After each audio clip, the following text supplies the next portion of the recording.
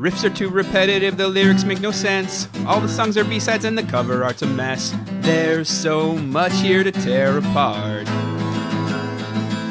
Listen to it for a week, now that week has passed. It's Why I Hate This Album podcast with Tim and Garrett. Hello and welcome to another episode of Why I Hate This Album. I am one of your hosts, Garrett Harvey. With me, as always, co-host extraordinaire, Shelley to my David, Timothy Richardson. Tim, how are you? Well, Garrett, as per usual, I am a little disappointed that you have once again refused my suggestion to allow us to perform this and all future episodes and prepisodes in 7/8 time. I just, honestly, I've seen you try to keep time. I don't think you can.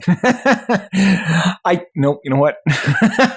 Just screwed it up. I cannot. But I'm willing to try. We can't have a click track in the podcast. People would go crazy. Maybe if we just wear headphones and then the click track is just extremely loud in those headphones. Well, the negotiations continue. Bad ideas aside, Timbo, how you been? Well, there's one other thing, Garrett. I don't know how this happened. Perhaps you and I were both duped by our wily, elderly Italian janitor / attorney. Are you aware that the interns have the ability within the structure of our corporation to design and test new products without any Okay, yes. oversight? So, yes. Here's how. So first of all, you do not need to be concerned. This is not something they are doing. This is something I set up. It's entirely crowd-funded, so it's not costing you or I $1. And quite frankly, I had to do something to get them out of our hair. They were just always around. Have they come up with something good? Because we own all the rights. Garrett, if it's any good, we can just take it. They came up with several things. That's fantastic. It's really not, Garrett. The first, I'm going to give you one of them, and I think that's going to put the old kibosh on this whole thing. It is, the only way I can describe it, Garrett, is do you know what a Chinese finger trap is? Like the little woven papery ones where you put your finger on each side and you don't pull. Yeah. You can't get it out. Right. Right. Do you know what a fleshlight is? Yes. Okay. What they have suggested as their flagship product is the only way I can describe it is a combination Chinese finger trap / fleshlight, a product that I don't know who is for. Okay, well, let's. Oh my goodness, that is just equal parts terrifying and intriguing. I mean, it shows a lot of creativity. I'll give them that. Sure, but it's gross. But just so we're clear, and so that the listeners can follow along. And yeah, I know I've seen the emails. Some of you are viewers. Congratulations. This will not be on the feed. No, it will not. It will not. Regardless of how you answer my questions, this thing sounds not safe for all channels. No, but I am curious, Tim. So I'm clear. I'm gonna have to choose my words carefully. It is double-sided, yes.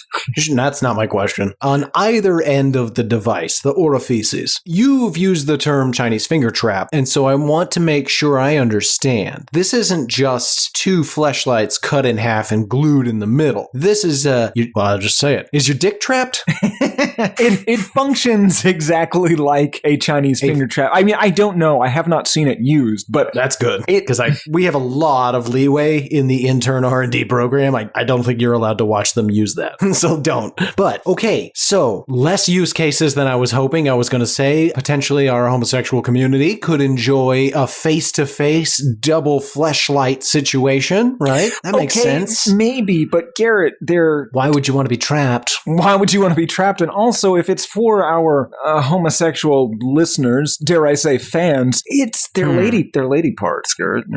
Oh, that's an interesting point. Yeah. It's still an inanimate object. It could look like a Coke bottle for all we care. Really? Right? No, I think the visual is pretty important. Oh. Yeah. Well, okay. Well, I don't want to get stuck up on the details. Just to be clear. So it traps the penis and works in the exact same manner, but is made out of like a fleshlight type material. Okay. That that might seem like a fun bachelor party situation. Again, probably more for the homosexual community. Can't see much of a use case here at the world headquarters. So the Chinese finger trap, traditional finger trap, they're not that hard to get out of. The whole trick there, folks, is you stop struggling. Spoilers. Now, what? Spoilers for a 3,500-year-old riddle for children? I don't... When you put it that way, it does seem stupid. Go ahead. Yeah. You know what, Tim? I'm not ready, despite my immediate disgust is the word, because it almost feels like an inverse, what's that word? An inverse Requiem for a Dream situation, right? Like tip, two, tip, tip, two, tip. But they're just running backwards trying to get away. You know what I'm talking about? If I lost you? No, Okay, no, but that's the mindset I'm in. It's very gross. It's very gross. But it might be fun. Listeners, write in, heypodmail@gmail.com. This is going to really turn into a Project Greenlight situation, or I guess more of a Shark Tank situation. Should we fund this idea? My gut is no. Bury it, light it on fire, and bury it beneath the earth. Maybe put it in that submarine, put it at the bottom of the sea next to the Titanic. Topical. For now. But maybe weirdos will buy it. So I want to know, heypodmail@gmail.com. Any other devices worth mentioning, Tim? I feel like you might have started with the strongest. Not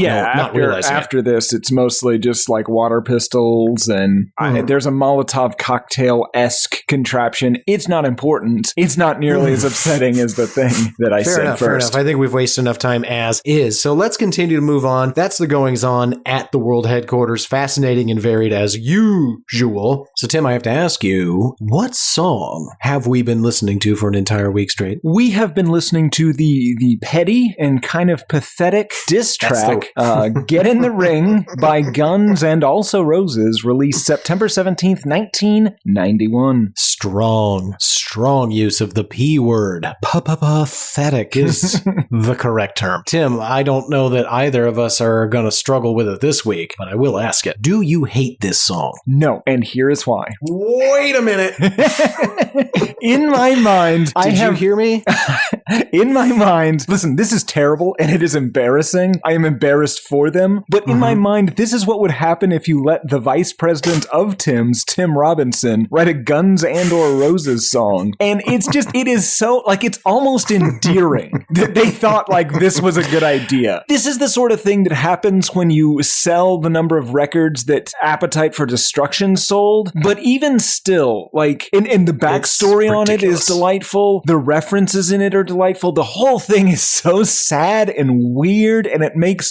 He's such a small man, Garrett. The smallest. Yes. So no, I don't hate it. I think it's definitely hateable. It's garbage, but it's almost a little sweet in a weird way. I don't know, man. It's okay. Sort of adorable. Do you remember after 9/11? Do you remember there was that... Hold on.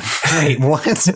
Like 3 weeks after 9/11, maybe slightly longer, there was that kid that flew a plane into it was like a Cessna into like a Miami office building. Yeah. In solidarity with the 9/11 hijackers. And it screwed up somebody's office. And that's it. But it was fine. Right. This is like that guy's act in song form. It's this big grand gesture that just sort of peters out and you're just like, oh. Well, the only difference though is Al-Qaeda would have had to have carried out the second attack because this is being done by a world famous rock and roll band at the height of their powers. And this is how they choose to spend their capital. But what they do is kind of like what that boy did. Sure. Garrett, I think you've already answered this. Do you hate this song? Well, now I'm going to be honest. Did I reverse get you there already?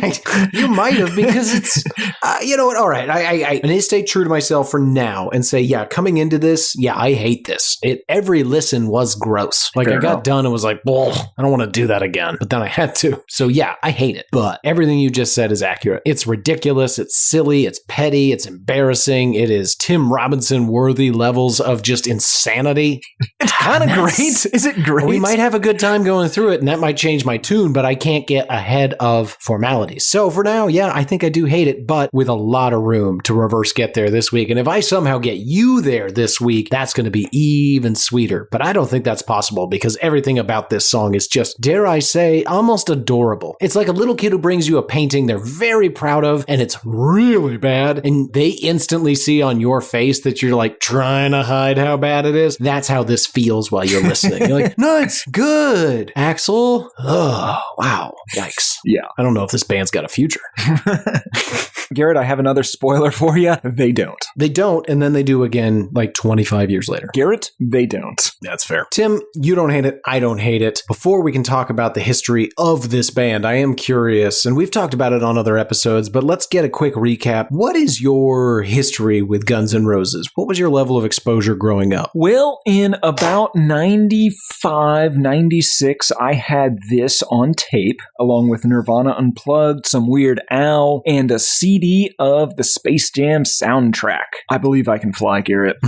I remember being oddly fascinated actually by this song, mostly because I hadn't really heard profanity like that in music before. So I think I naturally assumed that this would be cool and not just pathetic and weird. I mean, at the time, of course, I was pathetic and weird, but I aspired to be cool like this song. So I'm worried I may have accidentally modeled a good portion of my own life and psyche on this song. I'd heard it before is my point. What about you, friend? If I've heard it, I don't remember hearing it. This would be new to me. Yeah, no, this was a vehement Tim suggestion. Yeah, and good suggestion. Great suggestion. We even had to switch. I completely prepared my notes for a different song. And then you were like, you know what? I don't like this song. And I said, you know what? Me either. Let's do a different one. What was that, by the way? Do you remember? Nope. Great. Me either. Yeah, I'd never heard this. It's super weird, insanely petty, but we can't talk about it just yet. You have quite the history. I have almost none. Although I should say, I am curious outside of this album, Tim. So I went back and I looked at all the Guns N' Roses, and I'm pretty sure I have Appetite for Destruction on tape and the best of Guns N' Roses, which is Appetite for Destruction plus 2 songs. Yeah, I had some greatest hits. I had Use Your Illusion 2, and I either had or wanted the Spaghetti Incident. I think maybe I just saw it, the CD of it in the store and was just like, ooh, Guns N' Roses has something new, and then never got it because I don't Sounds right. remember any of it. Fair enough. Well, that's your history. That's my history. Before we can talk about the song, and God, we're getting close, we do need to talk a little bit about the history of the band. Now, Tim, you've covered this before, so I'm curious, what's on tap? What were you thinking? How do you want to handle this situation? Well, because this song is so incredibly personal to a complete psychopath, instead of doing the history of really Guns N' Roses, I focused mostly on Axl Rose this week. All right, I love that. Garrett, the story of Guns and also Roses, of course, begins with William Bruce Rose Jr., a.k.a. W. Axl Rose, a.k.a. William Bruce Bailey, born in Lafayette, Indiana in 1962. The Axeman's mom was 16 when he was born, his dad was 20, and was described as a troubled and charismatic local delinquent who allegedly abducted and molested the Axeman after his parents separated and before fleeing town. Small note, that almost certainly did not happen. Interesting. I like the idea that there's somebody out there that was like, what a troubled young boy, but he's charming as all get out. Yeah, he's a real looker, but he's up to no good. His mom then married Mr. Bailey when he was 2 to 3, had a couple more kids. The Axeman, at that point just the Axe Boy, believed until he was about 17 that Mr. Bailey was his real dad, and unbeknownst to him, when he was 12, his father was being murdered by his friend in Marion, Illinois. The body was never found, so maybe he just did a better job skipping town that time than the first time. Well, what about that murder accusation? Oh, well, that guy still went to jail. Oh, okay. Yeah. He did a very good job of faking his death, Garrett, or possibly was brutally murdered by his friend. Mr. Bailey, on the other hand, was a Pentecostal lunatic. He made the Axe Boy go to church 3 to 8 times per week. He didn't let him listen to music. He would sometimes throw out their TV because of Satan. He would regularly beat him and his siblings. The internet specifies regular beatings, not frequent beatings, which leads me to believe that there was some sort of official schedule. I am picturing a whiteboard. Yes. That's not good.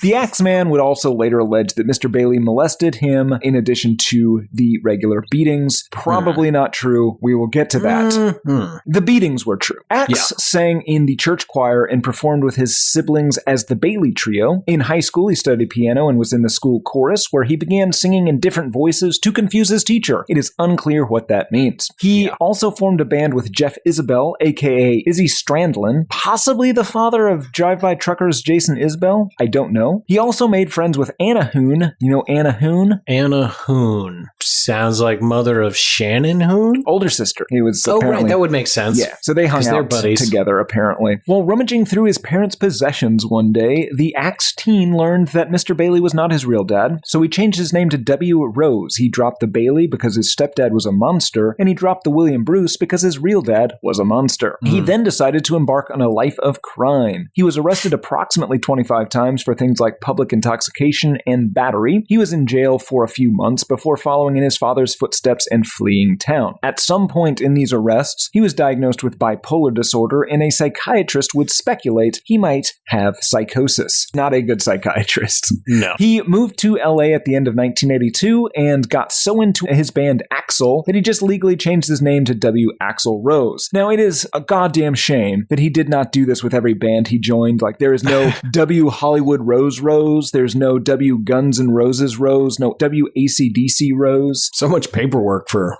seemingly no reason. Absolutely. Rose then joined the band Rapid Fire, which recorded a demo and then broke up. Then he formed Hollywood Rose with Izzy Strandlin and a 16-year-old boy named Chris Webber. Hollywood Rose made a demo, then Slash and Steven Adler, brother of Jim Adler, the tough smart lawyer, the Texas Hammer, joined. And that is, of course, alleged. I hear that Jim Adler is quite litigious. But Hollywood Rose broke up pretty soon after Slash joined. The Axeman then joined LA Guns and took part in a scientific study on the effects of cigarette smoking, where he just smoked cigarettes for UCLA for approximately $8 an hour. So he's kind of a scientist. Kinda. Yep. Then Rose and Tracy Guns merged some of the guys from Hollywood Rose and LA Guns into Guns and/or Roses, and immediately began reshuffling members, including Tracy being replaced by Slash and getting Duff McKagan. Really, I guess the band name should have been Slash and Roses, because Tracy Guns was in it for like 3 minutes. Fun fact about Slash, his dad made several of Neil Young's album covers, and his mom was a fashion designer who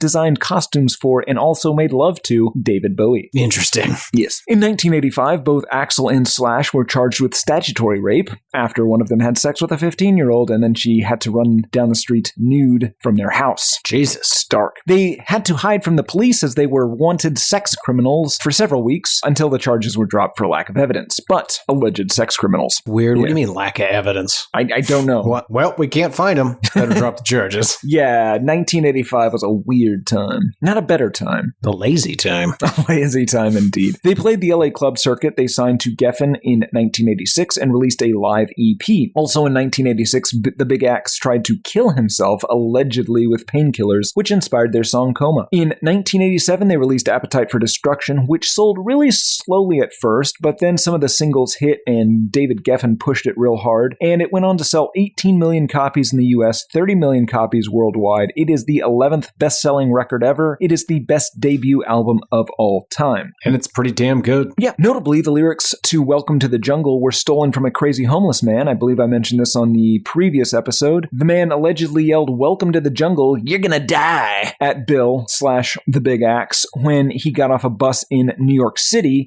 but it's about LA. Right. But yeah, some man screaming that as soon as you get off a bus in a new city, especially the Big Apple, it seems like the kind of thing that would stick in your head. Yeah, I would steal that. Yeah, in 1988, they killed 2 fans, Travis Scott style, allegedly, at Castle Donington in England during a performance of It's So Easy. That same year, they released GNR Lies, including the song One in a Million, in which the Axeman says some regrettable things. Things that I will now read, most likely bleeping out some keywords. Content warning anyway. I want to be very clear. These are definitely W. Axl Rose legal words, not mine. They may be Garrett's words as well. I cannot speak to that. I cannot speak to that. We can. I will speak to that. These are not my words. Okay. I actually have been pretty vehement off mics that we not say these words. But here we go. The song goes, Garrett. Police and that's right. Get out of my way. Immigrants and they make no sense to me. They come to our country and they think they'll do as they please, like start some mini Iran or spread some fucking disease. They talk so many goddamn ways, it's all Greek to me. That's what he thought was a good idea to put in a song. You know what? What's weirder is that Geffen wasn't like, no. Well, there's a little bit of backstory to that, because annoyed that the music press took all those words out of context, allegedly, the Axeman initially tried to explain, listen, it's a word to describe somebody that is basically a pain in your life. A problem. The word... Stop explaining. The word doesn't necessarily mean black. Then, of course, in 1992, he changed the story. I was pissed off about some black people who were trying to rob me. I wanted to insult those particular black people. I didn't want to support racism. In response to the allegations of homophobia, Rose said he considered himself to be pro-heterosexual, but is not against homosexuals doing what they want, as long as it's not hurting anybody else and they're not forcing it upon me. He also did the "some of my best label owners are gay" bit. MTV's Kurt Loder, right after this, but not necessarily in response to this, called the Axeman maybe the finest hard rock singer currently on the scene and certainly the most charismatic. Great take, Kurt. Axl then got really into homeopathic medicine and past life regression therapy. This is when he uncovered the almost certainly fake memories of being sexually abused by his father at age 2. So it's likely that he's just a complete fucking moron. Yeah, probably. Then he assaulted a neighbor with an empty wine bottle. Oh, whoops.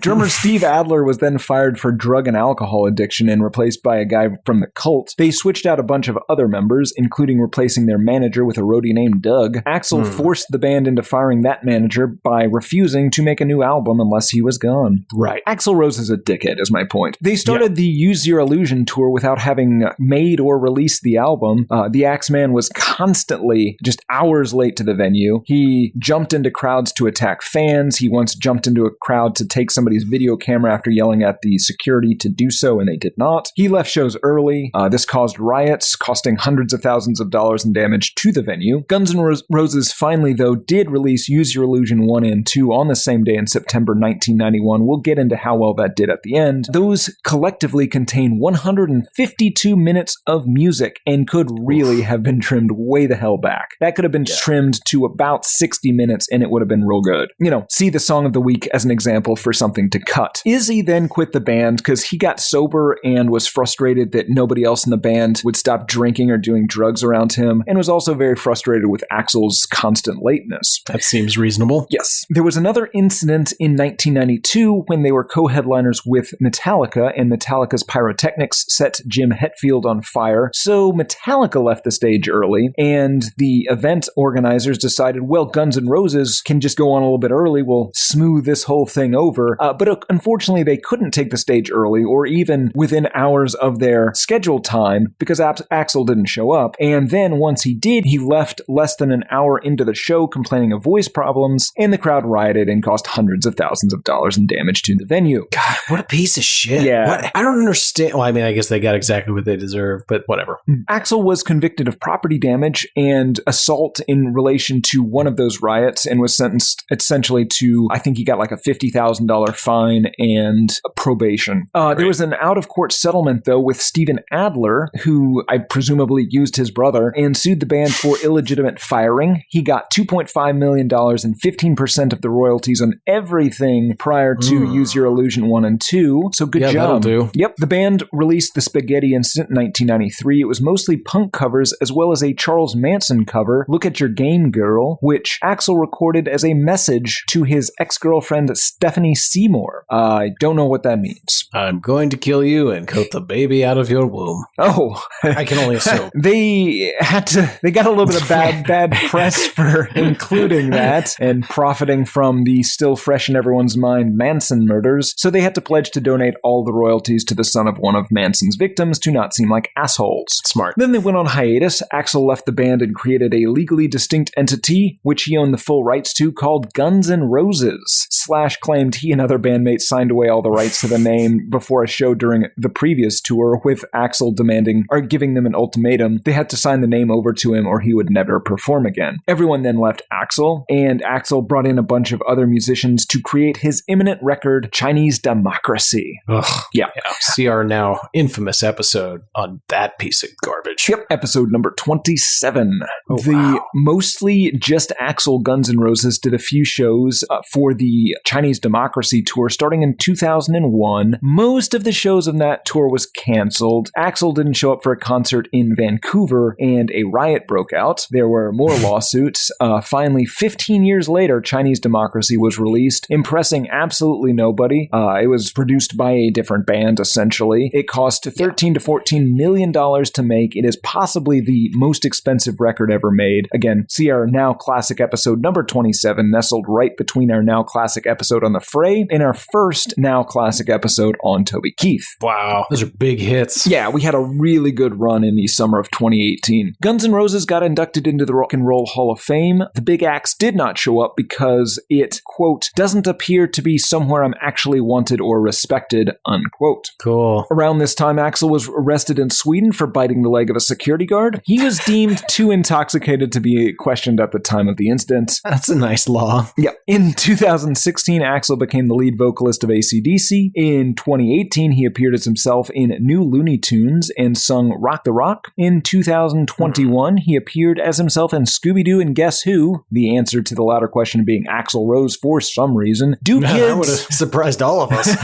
Do kids know who Axl Rose is? Do kids know who Scooby-Doo is? It's a whole situation of people shrugging shoulders. Yep. Guns N' Roses released 2 new singles in 2021. It might be those 2 songs from those 2 cartoons. I didn't bother to listen to either, but I feel confident in saying they are mediocre at best. More recently, Axl has taken to falling off stages in the past few days as of this recording, and also getting really angry at the press coverage over bad performances, including Welcome to the Mumble, and Axl Rose flips between a lower register that resembles a clogged lawnmower and a higher one that sounds like Barry Gibbs singing or suffering the mother of all wedgies. Unable to control himself, he has lashed out at these people on the internet. More on that in a moment. LaFace. Very hearty Shia LaBeouf to you as well. Good history, Tim. Nice and concise. Lots to cover there. Boy, he is quite a peach. He's a cunt. He's a real cunt. Did you see him with me? No. Was that somebody else? Yeah, I saw Guns N' Roses a few years ago. It's not great. I mean, honestly, everybody's good but him, and he's okay for small segments, but barely keeping it together vocally. Yeah, it sounds about but right. He's trying. I feel like he's been punched in the throat a lot, because, I mean, I want to punch him in the throat. I won't. Of course not. But it's completely understandable. In fact, I don't think anybody could ever say you don't want to punch him in the throat. He just does nothing but shitty things. Yeah, it's like he doesn't have a punchable face, but he does have a punchable throat. It's like that's why he gained all that weight to hide that throat. It's quite possible. You really want to just punch him in the moneymaker. Oh, yeah. I think somebody definitely did that. Boy, that brings us to the song, Tim. I guess before we say another word, we should get everybody acquainted because Lord knows nobody, unless you went out and prepared for the show. And if you did, thanks for doing the homework. But just in case you didn't, who could blame you? Let's get a taste. Load it up, Gino. Get in the ring.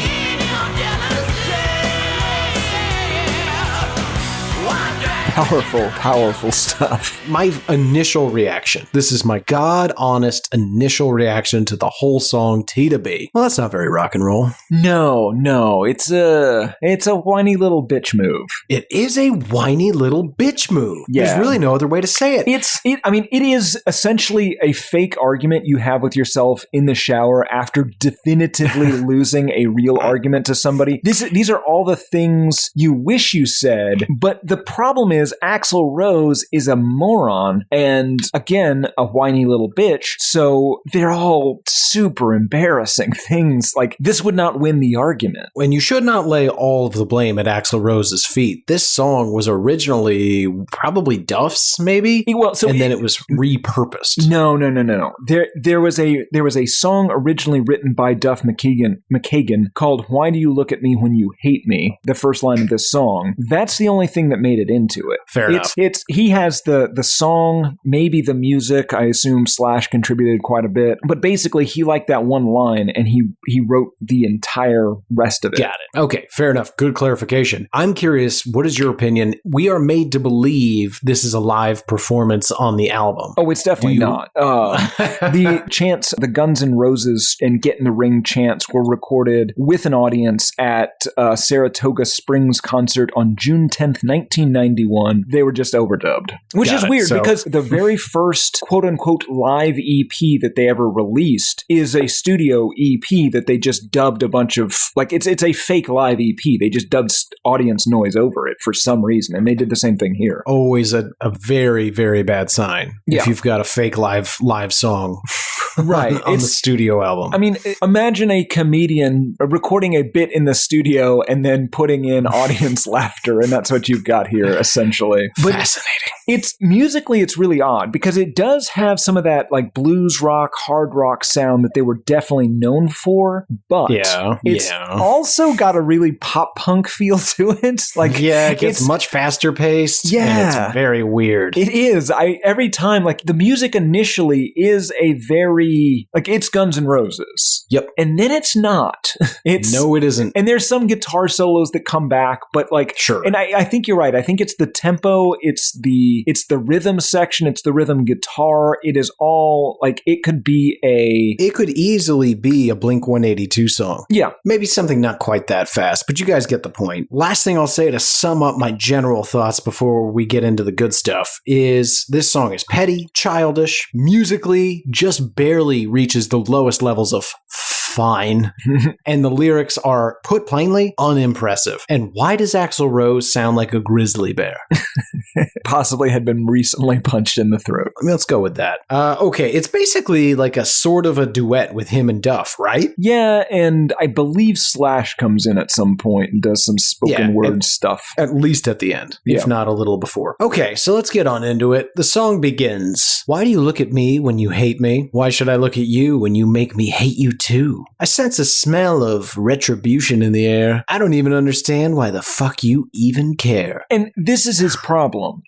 He should not care. Mm-hmm. Right? Like, they admittedly got kind of trashed in the press for good reason. I mean, they were just writing about how he's a shithead. But, I mean, there were a lot of bands that got this. Like, Led Zeppelin, for example, was always this commercial behemoth. And then critically, like, the fancy music critics, the Christgaus of the world, were just like, yeah, but it kind of sucks, right? And, I mean, there's no get in the ring on Houses of the Holy. That would be amazing. I mean, it would. It would be better. It's best there isn't. But you just got to take that. You got to not even acknowledge that. If you're fucking Axl Rose, you're just like, okay, great. Your first album sold 30 million copies. Crinkle up some, jam some diamonds in those ears so you can't hear it. It really is that simple. Like, you're that rich. Just clog it up with some rubies and or keep heroin. Going about your day. No, I'm just saying, don't put it in your ears. That would be ridiculous. I'm saying numb the pain of. Okay, I just didn't want you to tell people to waste heroin. Right. I'm just saying, like, recession. Spin magazine will go away with heroin use. Tim's words, not mine. Song continues with the chorus. And I don't need your jealousy, yeah. Why drag me down in your misery, yeah. And when you stare, you don't think I feel it. But I'm gonna deal it back to you in spades. When I'm having fun, you know I can't conceal it. Cause I know you'd never cut it in my game. Oh no. There's a lot in here. Yeah. First of all, of course he's gonna pay you back for looking at him, possibly with looking back at you or violence. When you stare, you don't think I feel it. I'm gonna deal it back to you in spades. What does that mean? I guess it's this song. This song is that. He's using his words. Yeah. First of all, no credit for referencing the song in the song you're singing. And two, this ain't it, man. This is sad. Yeah. And it's why drag me down in your misery? I'm having fun. That's not true. No. Come on. If you were having fun, you wouldn't have noticed me making fun of you. Let's see. Song continues. And when you're talking about a vasectomy, yeah, I'll be writing down your obituary. History. Oh, yeah. Don't know what that means. Yeah, who's talking about snipping vas deferens? I don't know. Nobody. Probably one of these guys, but I don't think so. Maybe they claimed that Axl got a vasectomy so that he wouldn't accidentally get one of these ladies pregnant. No. It feels like how sometimes SoundCloud rapists will just come in with like a weird concept and just throw it in for no reason. Okay. It feels like he was just like, he was recently reading a book on vasectomies and was just like, yeah, I'll just throw that in there. Yeah, we need a 4-syllable word. Vasectomy! Would you say, Axl? Yeah, that fits. Thanks. Yeah. Then we get to the bridge, Tim, and before I read it, I don't know that I can say clearly enough that what I'm about to read in the song is delivered by a robot. It's like a heavily modulated, we come for you in the future. It's not that bad. Come on. It's not good. It's not good. I mean, it's heavily modulated. Yeah. He says, you got your bitches with your silicone injections, crystal meth, and yeast infections, bleach blonde hair, collagen lip injections. Who are you to criticize my intentions? So is he saying that the music critics have these, yeah, they have sexy bimbos and crystal Sexy meth? bimbos. Yeah, Robert Christkow's cruising around with his top down and some sexy bitch on his arm with her crystal meth yeast infections and bleach blonde hair. Okay, but also Axl Rose almost certainly has the same thing, right? Like, yes. It comes across as something he subconsciously recognizes is not a good thing in his life, and so he's just like, yeah, you're out there with those whores that you're banging. You might be able to get rid of the sub in that word and just be like, what would really hurt my feelings? Yeah. This is a song of a kid who somebody has made fun of him in school, and the girls are laughing, and the teacher's laughing, and everybody's laughing, and he just has nothing. And so he's just sputtering. Yeah, he's just anything he can come up with, and it's just making him laugh harder, because come on. Yeah, these are bad threats. These are bad threats. Song continues. Got your subtle manipulative devices. Just like you, I got my vices. I got a thought that would be nice. I'd crush your head tight in my vice. Pain. Oh, I'm sorry. Then Macho Man Randy Savage says, pain! It does sound very much like Macho Man Randy Savage. This is insane clown posse level. Like, I have got writing. I want to be clear on that. Yeah. They write better songs than this song. Sort of. But I mean, it's the same kind of concept. I got something that would be nice. I'm going to crush your head in a vice. Just, ugh. Yeah. But at least you have like a bunch of honking horns and some calliope music in the background. That's more entertaining. This seems again like there's endless videos on the internet of people like claiming they know secret martial arts that's could beat your fucking ass right. They sound like middle school boys. Right. You nailed it, Tim. They're middle school boys. Yeah, the Steven Seagal syndrome. Yes. I'm gonna give you so much pain. Yeah, I'm gonna use wrist control, and this is really gonna go poorly for you. I'm gonna use your own weight against you, and then I'm gonna abandon you like I did my family in Japan. I'm gonna make a lot of inappropriate remarks about your underage daughter, and I'm gonna say I'm joking, but I'm not. Yeah, you know I'm not because I got a boner. Oh, Steven, get out of here. Oh, and that goes for all you punks in the press that want to start shit by printing lies instead of the things we said. That's not true. They just printed you being awful. Yeah, you were so awful. That and now we get to the part where he names some names, Garrett, and this is by far my favorite part of this song. This is where things turn pathetic. That means you, Andy Setcher at Hit Parade, Circus Magazine, Mick Wall at Krang, Bob Guccione Jr. at Spin. What, you pissed off because your dad gets more pussy than you? Fuck you. Suck my fucking dick. You'll be ripping off the kids while they be paying their hard-earned money to read about the bands they want to know about, printing lies, starting controversy, and you want to antagonize me. So these are critics, clearly, that have written shit about him. Bob Guccione Jr., I believe, started Spin. His father is the creator of Hustler. Penthouse, you're right, Penthouse, yeah. Which is the your dad gets more pussy than you reference. Gross. Yeah. And then he goes on, antagonize me, motherfucker. Get in the ring. Motherfucker, I'll kick your bitchy little ass, punk. Now, according to the Houston Press's article about this, Great Moments in Douchebaggatry, shortly after Use Your Illusion 2's release, Bob Guccione Jr. sent a letter to Axl Rose accepting his challenge, leaving it up to the singer to name the time, place, and ring which would be gotten into. Axl Rose never responded. This may be because he found out that Bob Guccione Jr. had approximately 9 years of fighting training, while Axl Rose's own combat experience was limited to punching unruly fans as they were restrained and dragged away by security guards. Sucker punching, Tim. Yes. There's a difference. Yes. They go on to say, nobody knows for sure if Axl curled up in his bathroom with the letter and heaved childlike sobs into his chest while praying to all possible deities for protection and wetting himself, so we'll just have to assume that he did. He probably never read it. There's a guitar solo. Yes, but I believe that he was made aware of the, no, you know what, we'll fight for charity. How about that? Oh, fuck. No. I was speaking metaphorically metaphorically. It was more of a general statement to the critics about how I was feeling at the time. No, yeah, sure, I called you out by name, but you were meant as like a sort of a stand-in for the man. Maybe Andy Setcher? How's he? Mick Wall? Does he know how to fight? Is he maybe like a little guy? Like a little old? Or maybe one of my security guards could like smash his legs up with a chair beforehand. How many of my guys can hold you while we fight? And then we get to the sing-songy Go Eat Worms-esque bridge. Oh, God. I forgot about this. I don't like you. I just hate you. I'm gonna kick your ass. It's really bad. Again, no, he's not. Oh, I don't like you. I just hate you. I'm gonna kick your ass. And then there's a bunch is this of camp. This is what makes it. It feels like a Tim Robinson sketch about Axl Rose. Like, had Axl Rose been known to privately rage against like his critics, like there was a tell-all memoir that came out. This song never existed. There was a tell-all memoir that came out about this. Tim Robinson could write a great, or somebody of that genre could write a great sketch like satirizing that book with a song like this. But no, I'm like, somebody along the way should have just been like, this is embarrassing. And this brings me to, I guess, my central theory about this song. David Geffen hates Axl Rose. He had already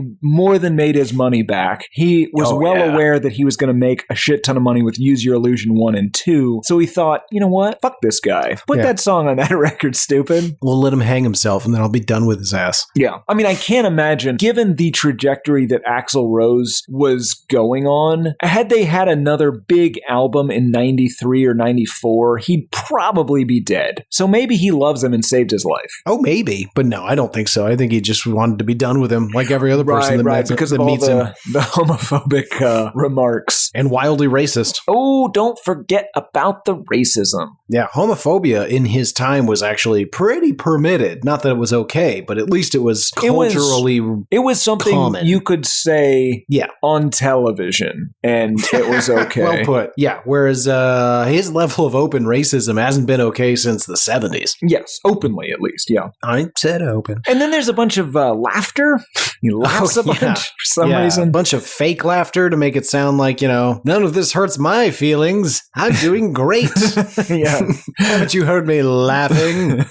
You may not like our integrity. Yeah, we built a world out of anarchy. Oh, yeah. Oh, then we hear the proverbial ring. You get the bell and an announcer, aka probably just Axl Rose, saying, and in this corner, weighing in at 850 pounds, Guns and Roses. I got a little Saturday Night Live at the end. But either way, why is this in a song? Yeah, and here's the thing. There's 5 of them, and I don't know if you've seen them in the early 90s. They were real skinny guys. 850 pounds for the 5 of them is pretty optimistic. Yikes. And then we get to the best part of the song. We begin with a deep voice saying, get in the ring, get in the ring, get in the ring, get in the ring. And then it never stops.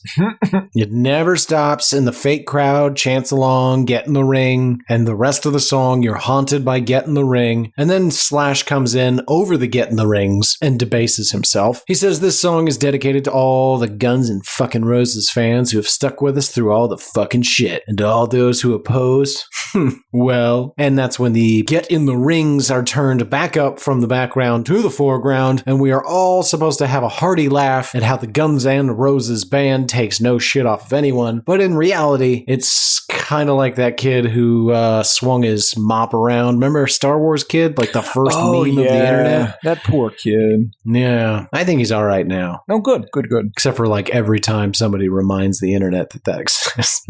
Like we just did. But that brings us to the end of the song, Tim. I did not find an official music video. Did you? I did not, no. I did find an alleged live performance of this song. It is not. Yeah, I believe it to be a fan-made video of old footage cut together of other songs. Yes, and there is also a cover band that is trying to pass off their performance of this song as actual Guns N' Roses. But this is one of the 4 songs that they have never played live, so that makes a lot of sense. Yeah. How did it do? Well, no idea, Garrett. This was never released as a single, obviously, but a shit ton of people have heard this. Guns and also Roses released Use Your Illusion 1 and Use Your Illusion 2 again on the same day. Number 2 was a number 1 album. Number 1 was a number 2 album on the US Billboard 200. Use Your Illusion 2 sold 7 million copies in the US alone, and by my count, over 13 million copies worldwide. Use Your Illusion 1 sold about the same. It was the 67th best-selling album of the 90s, again handicapped by releasing a equally large album on the same day. It hit number 1 in Australia, Austria, New Zealand, and the UK, in addition to the US. It only hit number 2 on the Dutch charts, though, where Use Your Illusion 1 also hit number 2. Weird. Well, that's how it did. What did people think of it, Tim? Well, we don't have an official Robert Christgau review. He basically declined to review this.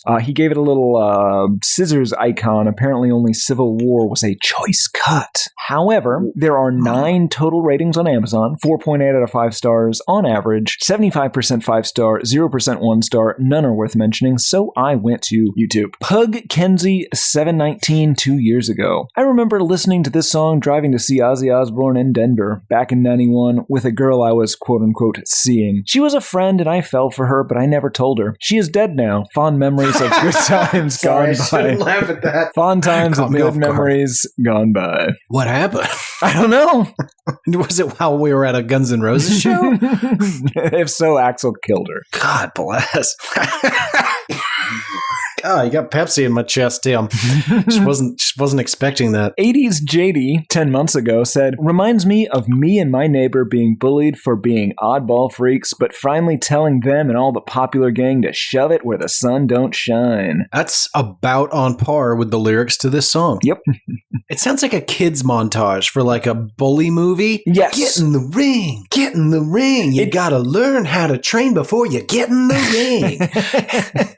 Much better song. My name is Axel, and I'm here to fight. But first I gotta jab and hook and learn to do it right. Get in the ring. You know what? I'm gonna be honest. I love your song. Yeah, it's not bad, right? Yeah, I'd listen to that. Yikes, guys, be ashamed. Frank Ross, 8202. I used to dress up as Axel as a teen in the 90s to this song and entertain my parents' drunk friends on weekends. What does that sentence mean? That guy was molested. Yeah, that guy was definitely molested. NK8438. Yeah, when I listened to the music from my time, I realized that, quote unquote, they have been trying to do this to us for a while. Happy New Year, everyone. Who's they? The Jews, Garrett. It's almost certainly the Jews. I can't imagine what that has to do with this song. I don't know. Sean LaPointe 5089. I have Get in the Ring tattooed on one forearm and G and Effin' Roses on the other, with a small bleeding boxing glove on each wrist. Got the image of a Get in the Ring 1991 tour pair of shorts in the Blessing G&R font from the back of the Use Your Illusion albums. Fucking A, right I do. Bet your ass. I apologize, there is no punctuation. I had to assume. There's no traditional punctuation. So wait, and forgive me, because, as you mentioned, the lack of punctuation made it somewhat difficult to follow, but it sounded like you said this guy has a pair of shorts tattooed on him. No, sorry. He has Get in the Ring tattooed on one forearm. On the other forearm, he has GNFNRs. He has a small bleeding boxing glove tattooed on each wrist. No, okay. You're right. Got the image of a Get in the Ring 1991 tour pair of shorts. I like to think that he has boxing shorts tattooed over his legs and genitals and ass. Oh God, that's horrifying. I want to meet the Sean LaPointe, the tattoo. Send us pictures. If you're listening to this, please send us pictures. This is fascinating. I'm not even making fun of you. I'm genuinely interested in what this means. Also, write better. Yeah. Also, heypodmail@gmail.com. Listeners, do you have tattoos you're deeply ashamed of? Do you have tattoos of articles of clothing? If you have tattoos that you are now ashamed of, I will put them on Instagram with your permission, of course. Send them to us, and I can either tag you or not. Let me know what you would like me to do. Or if you just have some, send it to us and say, don't put this on Instagram, and I won't. I was more interested in just seeing and stuff that's really funny because people get regrettable tattoos all the time. I'm thinking about getting one very soon myself. Ooh, Yogi's face, huh? No. Oh, no, could robot. it be though? No, it's a robot. How about a robot with Yogi's face? It's a pretty cool robot. That is a nightmare. One more, Garrett. This is from Shane Gaffey 9257. This is in all caps. I'm going to scream it just a little. Surrender to my truth. Wait, is that it? Yeah, that's it. It just says surrender to my truth. Do you think he's talking to Guns N' Roses? I assume so. Possibly to the YouTube audience. Either one's pretty upsetting. Yep. Great reviews. That brings us to who is this for? This is for Andy Setcher, Mick Wall, and Bob Guccione Jr. Yeah, that does seem to be directly who the audience is. I won't argue with that. Okay, well, Jesus, Tim, we got there quick. That brings us to final thoughts. You've been all the way through it. You came in enthusiastic. I feel as though some of the energy is waning. Any revelations or final thoughts before we ask the big question? Not really. All right. Then I'll just get right on into it. Do you hate this song? No, Garrett, I don't. I think that it's perfectly hateable. This has to be like bottom 5 of their tracks, including those songs they released in 2008 and 2021. This is bottom of the barrel Guns N' Roses. This is bottom of the barrel rock. But I think it's the perfect summation of Billy Bailey's career. It's the perfect summation of his persona. It is exactly as pathetic as it sounds. He thinks it is awesome and is coming off really well. We should all be a little embarrassed about this, but it's fascinating. It's too fascinating for me to hate that this somehow got made. What about you? Did you get there? Did you re-get there after I ungot you there in the first 5 minutes? Yeah, I'm back there, living there. I hate this. Excellent. It's really bad. 2 in a row. Yeah, I don't know, maybe. I always wonder how much of our external lives play a role in how much we hate things here on the show, because I could say 100% we should go back. We'll hate it, and we'll probably never do it, but we should go back and do at least 5 albums over again, because I don't think we gave it a fair shake at all. Yeah, that's fair. I don't see what that has to do with this, though. Oh, what I'm saying is the 2 in a row. All of a sudden, I'm a negative Nancy, and you're Johnny Optimism. So I always wonder just how much our outside forces, things that are going on, beyond the mics, folks, are impacting how much we like or dislike something, or the patience we have for songs. That's fair. Yeah. You don't hate it. I do. Not shocked about either of those. But that brings us to listener mail. Tim, do you want to go first, or would you like me to? You can go first if you'd like. Got a weird one for you this week. All right. It's from Dave. Dave has titled his email 16-Year-Old Dolphin Smiles. Oh my God. This is, of course, in reference to our now classic No Doubt episode. I don't remember the name of the song. Hopefully he mentions it in this email. Let's find out together. He writes, "Thanks for letting me know the song 16 by No Doubt exists. It is now at the top of my list of songs that become infinitely creepier when sung by a man." Yes, the name of the song is 16, and it is about an adult woman pining after a boy after he grows from childhood into young adulthood and watching him discover his body. Yeah, that would be even worse if you role reversed it. Or didn't and just made it sung by a man. Still worse. Yeesh. Anyway, email continues. "The story of the song is far sadder than the show or Miss Stefani seems to recognize. And in the oversights lies the tragedy." What? First, as shown in the, quote, "your dolphin smile" line, this song is clearly being sung to a dolphin. Full disclosure, I did not read beyond that sentence. He continues. "And secondly, dolphins don't smile, or cry for that matter. That's just what their faces look like." Which is our first clue that misunderstanding is at the heart of this song. Now, consider things from the dolphin's perspective. At 16, he's middle-aged already, and the shyness and awkwardness that she is mistaking as coyness is just the product of spending his entire life in a reverse Alcatraz. What does that mean? Oh, he can't ever go on land, I suppose? Oh, yeah. Yeah. Now he's got a land walker into unsolicited age play hitting on him. That can't be healthy for anybody. All of this, the madness, the song, the potential crimes against an animal, this email could have been avoided if Gwen had been paying more attention in marine biology class. Love the show, Dave. Dave, you have a madness about you that is just perfect for this show. You get it. Very pleased. Some of the stuff you wrote, deeply upsetting. Like the phrase reverse Alcatraz. Gonna steal it. Not gonna lie. I think we start calling people landwalkers. I do like the phrase landwalker. Yeah. But I mean, would you consider yourself a landwalker? Absolutely. Okay. Just making sure. I mean, I don't know. Maybe we should call it, because again, we live here in the Big Apple where it's mostly concrete. Perhaps we call ourselves streetwalkers. It is more specific. Yeah. We'll put it under consider. Put it on the board, Gino. I don't even know where he went. Jesus Christ. Tim, did you prepare an email for today's podcast? Of course I did, Garrett. I always do. This is from Luke. It was received today. It's called New Memory Unlocked.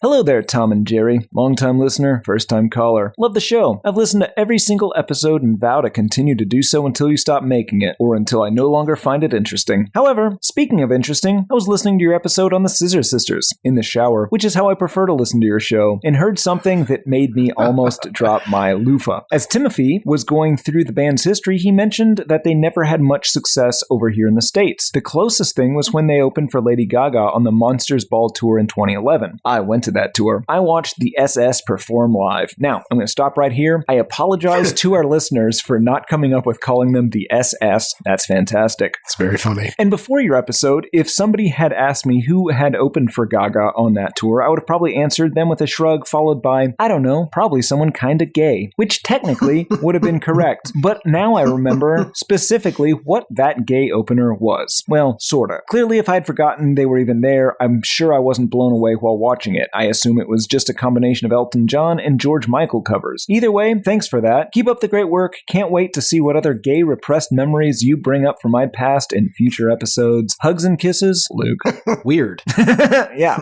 Good email, Luke. I hope I don't really want I'm not going to lie. I think we kind of ended up back where we started at the end of that email. Maybe. Repressed memories and well, yeah, but I kind of thought listening. like we were building to something like, oh yeah, I did see them. And that was the time that, no, I just saw them. I don't really recall much about it. And I probably won't ever think about it again, was the email that you read. Right. Which in my and also Luke's defense is sort of the right reaction to that band, except for maybe the song we listened to, which was Fire. A mildly positive shrug is what you're saying. Right, yes. Yeah, that was fine. Okay, thank you for preparing an email. You're welcome. Would you like another? No. Let's hit another. This is from Joe. He said, hey guys, I was looking back at my notes app and happened to find this. I have no idea what it's about or why I wrote it. I may have been drunk listening. I have no idea. Anyway, love the show, and Tim should whisper, fucked me some more, because it's very good, Joe. What he wrote down, December 17th, 2021 at 3:53 a.m. Maybe she's going back to dolphin play, ... Where's your blowhole? Tim, Garrett. Oh, at least he didn't try to play it off like he knew what he was talking about. Well, no, then you'd have to go figure out what you're talking about. Right. Well, yes. I mean, he could have just sent us that and been like, can't wait for your answer. Sometimes crazy people write us emails. Yeah. We don't talk about it too much, but once in a while, straight up crazy people write us emails, and we can't make heads or tails of it. Yeah. And like we want to be guy. nice and not antagonize anybody, but sometimes like goes real deep and we're kind of concerned. Like your guy. What do you mean, my guy? Your email. It's concerning. Weird. How dare you speak of Dave that way? That brings us to music news of the weird. Timmy, do you want to go first or you want me to? Well, I definitely want to go first, Garrett. So weird. Okay, fine. Music news of the weird. In legal news, the Supreme Court has declined to hear Genius Lyrics' lawsuit claiming that Google just imported all of their lyrics into their search engine. We discussed this on the show probably years ago now, when Genius's terms of use had a requirement that people not just repurpose their content, and when they suspected that Google was just stealing their lyrics, they put digital watermarks in the form of specifically stylized curved and non-curved apostrophes that, when translated into Morse code, said red-handed, so when Google definitely did just copy all the lyrics, they were easily caught. The problem is that Genius Lyrics doesn't own a copyright to any of those lyrics, and their entire website is just having people copy down what they think they heard. So they lost that lawsuit, obviously, and then the Supreme Court rejected their cert petition without offering any commentary whatsoever because they don't have a goddamn case. Right. Funny, though. Yeah, it's very funny. I feel like there's some sort of case for, hey, you can't just like scrape my website and make it so that no one's going to come to my website. Well, sure, That but should have been the angle. yeah, sure. And I think they've tried several different angles on making this a case. But, I mean, again, that's sort of what they were doing to all of the bands. Yeah, but it's not as though there was it's tricky. Like, God, I kind of see both sides. Because on the one hand, like, you didn't do anything, but the service you're providing is aggregating all of that stuff into one place. And then Google's like, thanks, yoink. You don't have to go there anymore. It's like, what do you mean, yoink? I guess it's a real catch-22 because Google can turn around and say, cool, don't make your site crawlable by our service, and we won't do that. Yeah. Oh, but you want to be on Google. Yeah, sorry. God, fuck all of them. You know what? Yep. Genius Lyrics is a terrible website, so you know what? I'm glad you lost. Fair enough. Garrett, what other legal news do you have for us today? I actually do have legal news, but I want to jump to the more interesting in Taylor Swift fans legitimately scare me news, Tim. Taylor Swift fans legitimately scare me. Co-signed. She has asked her fans repeatedly to stop harassing John Mayer, but they aren't listening. And instead, if you go look at John Mayer's social media posts, they're completely flooded with Taylor Swift fans bad-mouthing him, saying really fucked up shit, and just making sure that nobody could possibly use any of his social media platforms to like get information or interact with him because it's all Taylor Swift bullshit. But Taylor has reached out to all of her fans repeatedly and said, hey, you know what? It's been years. I really don't care anymore. Like, you could probably just leave the guy alone. Instead, all these little girls on Twitter are saying, I will do whatever Taylor tells me to do. I'm a Swiftie 100% all day, 24/7. But I'm not going to do that. I am going to continue to remain steadfast in harassing John Mayer online to the point where it could be considered bullying. Like, it is wild. I don't want to be alarmist, but we just gotta hope that she never decides to turn tyrannical. Yeah, she could really do what Halsey may not do. Right. May not be capable of. Yeah. But Taylor Swift could do it at the snap of a fucking finger. These girls are diehard jihadists for Taylor Swift, and it's alarming. Yeah. I'm scared of them, and I just want them all to know that this show supports T Swift. I like 100%. the idea of Taylor Swift jihadists. It's a good band name. Yeah, I could see somebody themselves for Taylor Swift. Yeah, that is what I'm saying. We probably will cut a lot of this. Or something. Who knows? Anyway, Tim, what troubling news do you have? Well, Garrett, in further legal news, your boy, Travis Scott, will not be facing criminal charges stemming from those 10 people he allegedly killed in a satanic ceremony described as a crowd crush at the 2021 Astroworld Music Festival. There were, of course, several hundred lawsuits filed, one of which was for $750 million against dozens of defendants. A Texas panel consolidated the lawsuits into a single case, which I think may still be pending, but he committed no crime, and it sounds to me like he got the same lawyer you got to fix the fallout from our vacation to Belize. Oh, he's good. Relentless. Yeah, the tough, smart hammer. Tough, smart lawyer.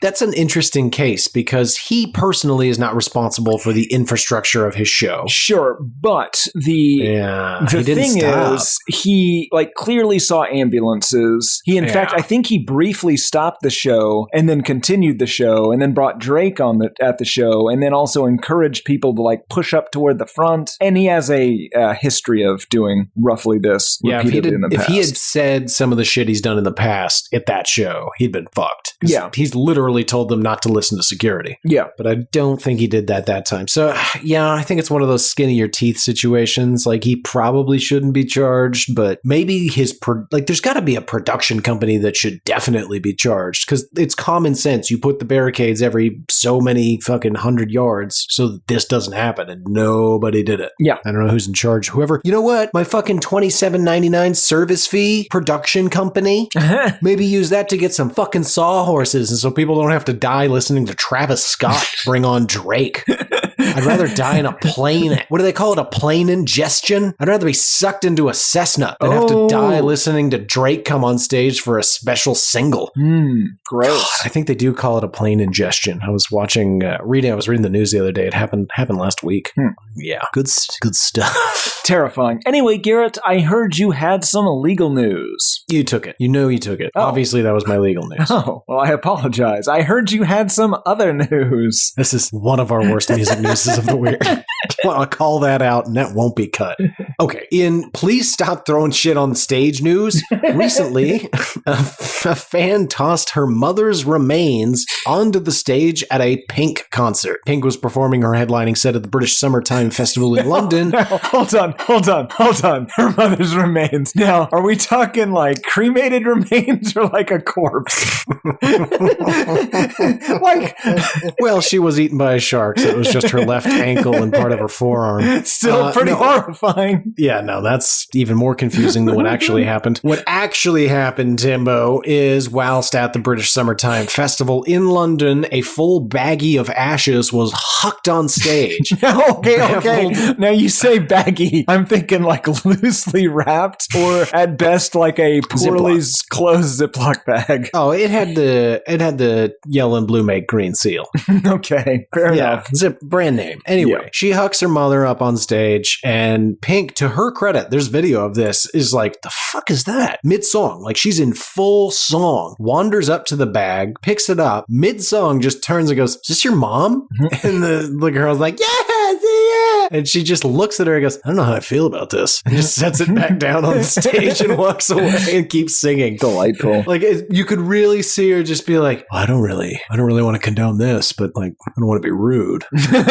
You should I'm be just gonna rude. put this down and walk away. Jesus fucking Christ. What is wrong with, but people, stop throwing things on stage. I don't like Baby Rexa or whatever her name is. You might. I might, but You I don't don't. know. I don't. Okay. Anyway, and I still don't want to see her get hit in the fucking corner of the eye with a cell phone, as funny as it was, and boy, is it a funny video. Well, It's okay. a very funny video. What about this? What if she was hit in the face with a loose bag of ashes? Better. It's better. God, you know what? Okay. What I was going to say, stop throwing things on stage. Be adults. You're at a fucking concert. But I'm going to make an exception for remains.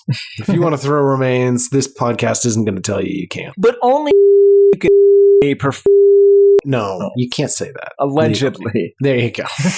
Tim, do you have other news or possibly bad suggestions for our listening audience? Of course I do, Garrett. In reality TV news this week, Joe Brew, aka Violent J of Why I Hate This Album's own Insane Clown Posse, will be on the newest episode of one of Garrett's favorites, Love Don't Judge, discussing his new girlfriend, one of Garrett's favorites, OnlyFans' Sari Russi, who is 21 years his junior. Now, the episode essentially explains how Violent J, who is 51 years old, met Russi online as a fan of hers, leading the two to begin a controversial love affair. He says, "I was on Instagram flipping through. Every time I'd see a hottie, I'd hit follow. She's like one of my top 2 favorite hotties. Eventually," he said, "he slid into her DMs and one thing just led to another. I just put my claim on it. I was like, this is my new real estate. I'm moving the fuck in." Which is, and this is true, pretty romantic. Now, Russi...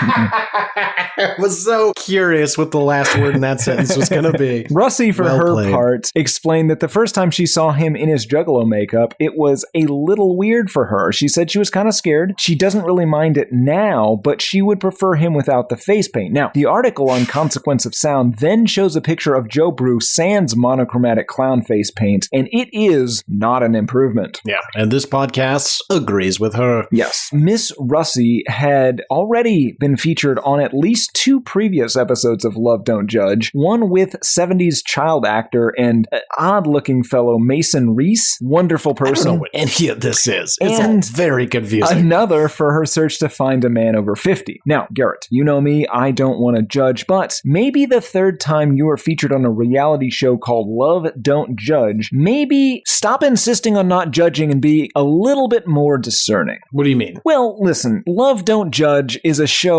about people who their love has been judged by society. And I'm not saying that's right, but if you have 3 attempts at love, and all 3 are similarly judge-worthy enough to be on the show Love Don't Judge, you're a weird person and should keep it to yourself. Yeah, you're bad at love. Just throwing that out there. So this is her third appearance with a different dude on the same TV show. Well, there was one dude, and then one, I believe, chronicled her attempts to find love, again, as a 30-year-old I see. OnlyFans model, her desperate attempt to find love with a man over 50. Right. That's Can't a be weird, difficult. it's a detail. Yeah. It's an odd detail. Why does he have to be over 50? I don't know. I don't know what people are into. Listeners, no judgment other than the noise I just made, but if you're out there, hatepodmail@gmail.com, you find yourself attracted to the elderly, explain yourself. I'd like to know what's going on with that. Weird news this week, Tim. Yep. I'm upset by it all. Yep. What's your daddy play news of the week, Garrett? Well, my final news is Tim related. Oh, so my let's hope God. it's not daddy play related. I'm going to end on a high note. In Tim should be pretty excited news, this August, Mr. Neil Young will be releasing his 1977 album, Chrome Dreams. Yeah, he will. All 12 songs found on Chrome Dreams are likely to be familiar to people like Timothy who enjoy the entire catalog, but as the majority were later released on different albums. However, 6 of the 12 tracks that will be presented on this album will be done in the original manner in which they were supposed to appear on this album. That means different arrangements, different instruments, different production, and even different lyrics. As a real Neil head, Tim, you must be just shaking with excitement. Well, I wouldn't say shaking, Garrett, but I am producing a low hum. Well, then I would like to ask, what is producing that tremor? I don't know. Low blood sugar or possibly some sort of brainstem degeneration. Well, we'll get you some Kool-Aid, and if that doesn't work, we'll ship you off to the Mayo Clinic. Any other news for you, Timmy? No. Fantastic. That brings us to the part that I liked the most. Tim, what album are we about to strap in and listen to for an entire week straight? Let's get this hopper going here. Round and round she goes, where the Okay. ping pong balls stop. I'll just pick out this ping pong ball. Oh, Garrett, this has been a frequent request. We are doing Panic at the Disco's A Fever You Can't Sweat Out, which on the back of this tiny little white ball says was inspired by the writings of Mr. Chuck Palahniuk. You are a huge Chuck Palahniuk fan. How well do you think that's going to translate into what I believe to be pop punk? Oh, yeah, because I don't know shit about this band, one way or the other. I have no real opinions. That's not a great start. I mean, I love early Chuck Palahniuk books. So here's the thing. I loved them when I was a rage-filled 22-year-old. I don't know how I would enjoy them at the moment. That's true. I have not checked in since I was a rage-filled 24-year-old. Yeah, that's that's a good point. Well, here's what we should do. We should listen to this album, we should read a couple of those early books, and we should meet back here in 1 week to discuss. Oh, let's start with Haunted. Oh. Don't read Haunted. Don't Google Mr. Hands, but don't read Haunted.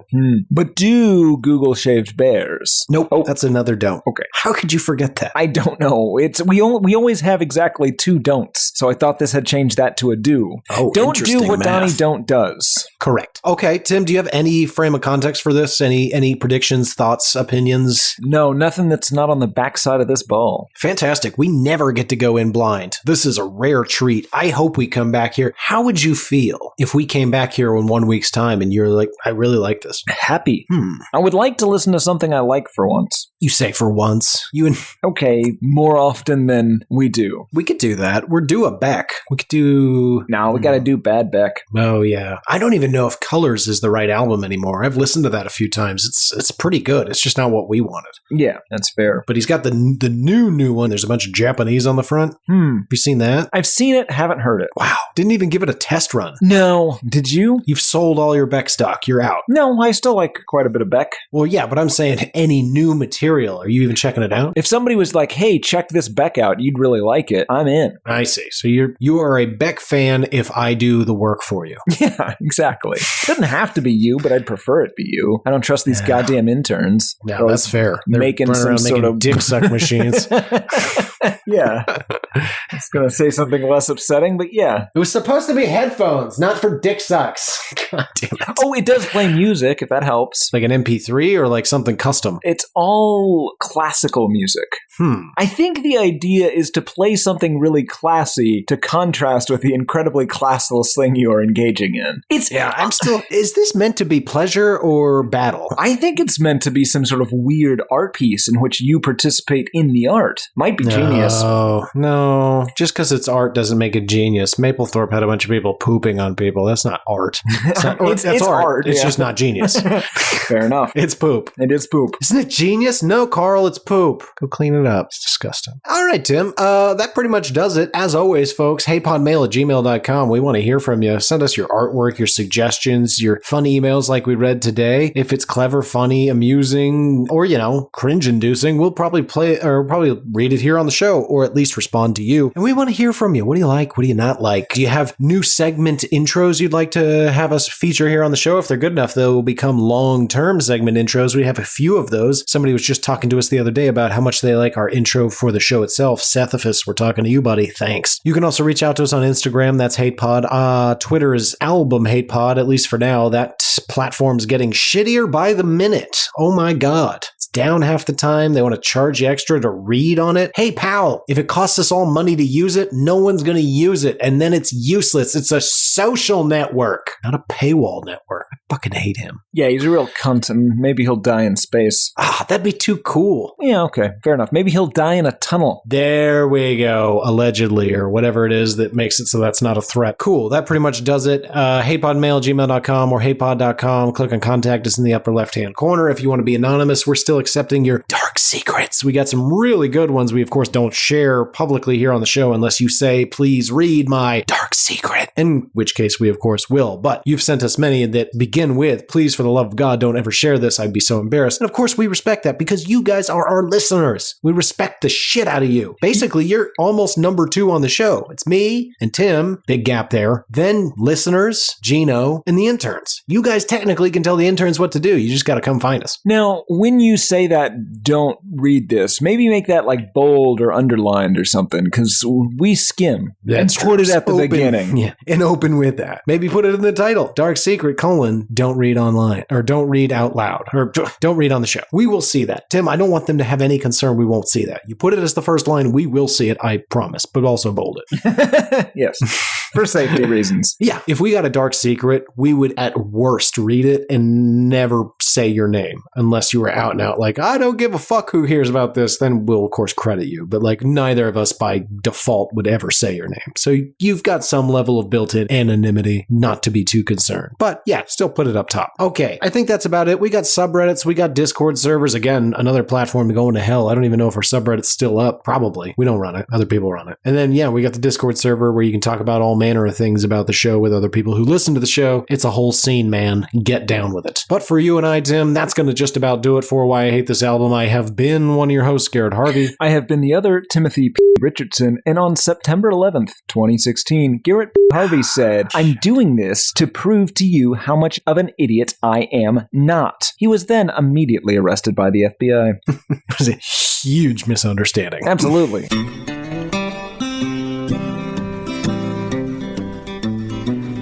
There's cowboys running through my dreams. Nothing's quite the way it seems. I joined the Navy, got kicked out in a week. My facial features aren't distinct. Try to find some meaning in these songs. The genius is a genius, got it wrong. No, it's a lobster murder sex thing. It's the bleaching of the rear. A full assault on both your ears. The riffs are too repetitive. The lyrics make no sense. All the songs are B-sides. The cover art's a mess. Listen to it for a week. Now that week has passed. It's the Why I Hate This Album podcast with Tim and Gary.